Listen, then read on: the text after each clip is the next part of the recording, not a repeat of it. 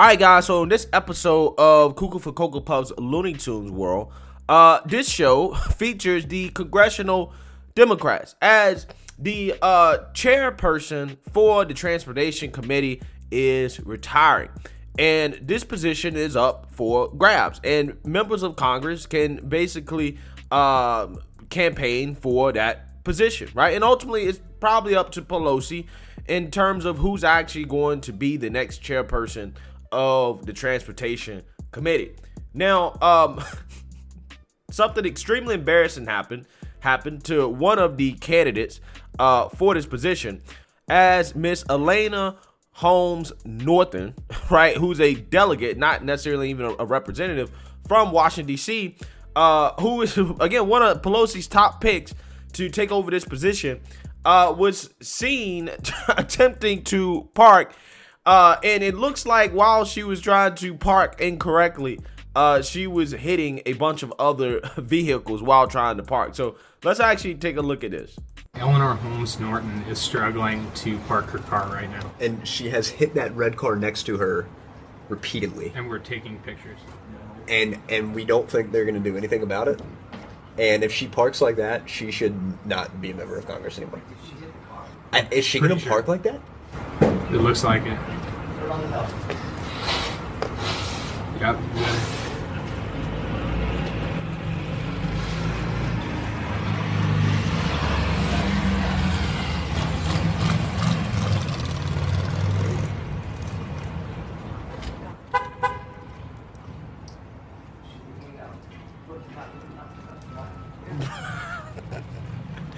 Bruh. Eleanor Holmes Norton. Bruh.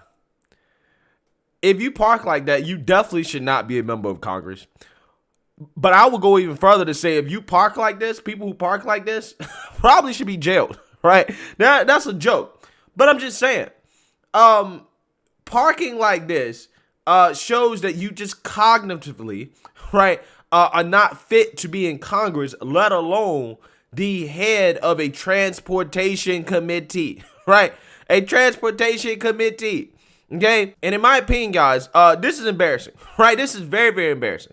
Now, it's not as embarrassing as Pete Buttigieg, who is the Secretary of Transportation for the Biden administration, basically going missing in action during the supply chain crisis. Like, literally in the middle of the supply chain crisis, this dude is missing in action because he needed to take like 3 months of paternity leave, right? And him or his husband, none of them actually went through labor, okay, to have the child. But for that reason, he needed 2 or 3 months of paternity leave in the middle of the supply chain crisis as the Secretary of Transportation. Again, this is embarrassing. Embarrassing stuff. Dude wasn't qualified for the position in the first place, okay? And this person right here, in my opinion, even though they may be qualified from experience, I don't think they actually should be eligible to even be in Congress in the first place. Okay, because this lady right here currently serves as the chairwoman for the Highways and Transit subcommittees. Okay, so she is the chairwoman for the Highways and Transit subcommittee right now. Okay, and the worst part about this, again, can't park, right? Can't park. Okay, can't park. Not aware of what she's doing at all. Okay, when it comes to, highways and transit, right? Something she's supposed to be an expert in. Okay, the person that was helping her get out of the car didn't even correct the car, right? Didn't even correct the parking. Okay, he didn't get in the car and say, hey, you know what? Let's actually correct this so that we don't get in trouble.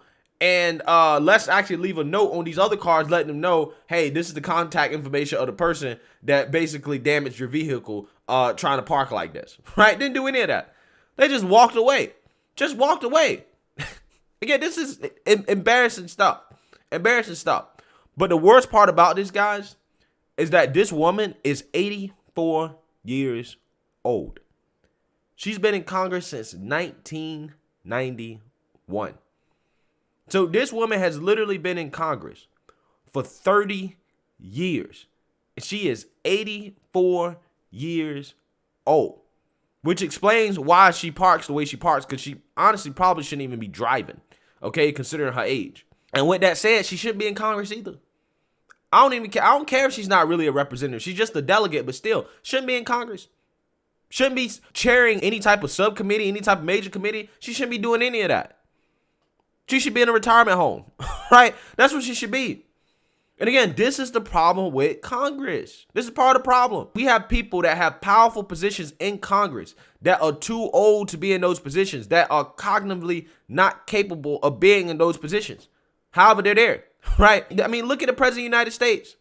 Look at the President of the United States, not cognitively fit to be in his position, running the country. Dude's not even there, right? He's not even there. The third most powerful person in this country, Nancy Pelosi, is cognitively not fit to be in the position that she's in. This is a major problem in Congress and nobody's saying anything about it. People just act like this stuff is normal to have 80-some-year-olds running this country. It really doesn't make any sense. And this is why we need term limits. Term limits. Okay, we need term limits.